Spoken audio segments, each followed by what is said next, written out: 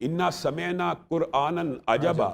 اللہ تعالیٰ کہہ رہا ہے قرآن پاک میں سورۃ جن کے اندر وہ پورے کا پورا واقعہ موجود ہے کہ جنوں نے قرآن پاک کو سنا اور وہ آگے پھر انہوں نے اللہ تعالیٰ نے ان جنوں کے الفاظ بھی قرآن پاک میں بیان کیے ہیں. وَأَنَّا كُنَّا نَقْعُدُ مِنْهَا مَقَاعِدَ لِلسَّمْعِ فَمَنْ يَسْتَمِعِ الْآنَ يَجِدْ لَهُ شِهَابًا رَّصَدًا.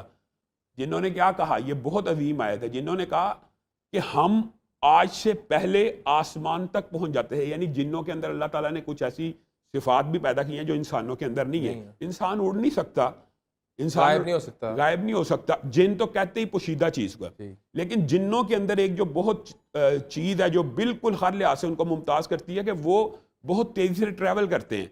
اور جنوں نے یہی بات قرآن پاک میں جو اللہ تعالیٰ نے ان کا جملہ ریپیٹ کیا وہ یہ ہے کہ ہم پہلے آسمان تک پہنچ جایا کرتے تھے اور وہاں سے کچھ خبریں چرانے کی کوشش کیا کرتے تھے کہ فرشتے آپس میں کیا گفتگو کر رہے ہیں, ہم ان کو چرا لیا کرتے تھے, ہم ان کو چرا لیا کرتے تھے.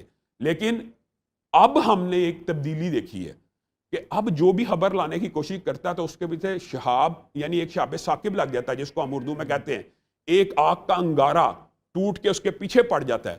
تو اب ہمیں نہیں پتا, جنوں کا یہ الفاظ تھا نا کہ اللہ تعالیٰ نے اس پہرے کے ساتھ کوئی بہتری رکھی ہے یا برائی رکھی ہے. بنیادی طور پہ یہ بات سمجھنے کی ضرورت ہے کہ رسول اللہ صلی اللہ علیہ وسلم کی امت کو یہ اعزاز حاصل ہوا اور رسول اللہ کو یہ اعزاز حاصل ہوا کہ رسول اللہ سے قبل جنات آسمان کی خبریں بھی چرا لایا کرتے تھے.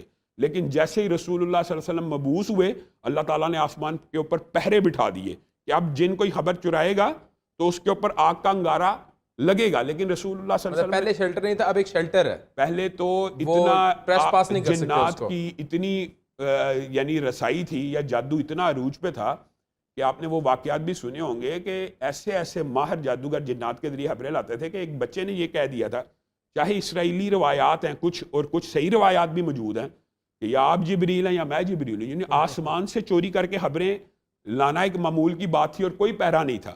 لیکن رسول اللہ کے آنے کے بعد یہ پہرا لگا اور یہ امت کے لیے آسانی کے لیے لگا. پھر بھی رسول اللہ نے خبر دے دی, کہا کہ لیکن 100 میں سے بات کوئی اچک کے لے آتا ہے, اگرچہ اس کے پیچھے آگ کا انگارہ لگا ہوتا ہے, لیکن وہ جلتے جلتے نیچے والے شیاطین کو خبر دے دیتے ہیں, وہ خبر کاہن تک پہنچ جاتی ہے.